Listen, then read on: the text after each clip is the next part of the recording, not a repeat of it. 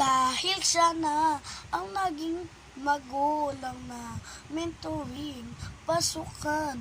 Dahil siya na ang nagpalaki sa amin. 2020 kami magsimula magkakilala ng mga classmate ko at ng teacher ko. Kaya saludo ako sa teacher ko doon nung grade 1 ako. So, kung napapanood mo to, Teacher Digna, saludo ako sa sayo.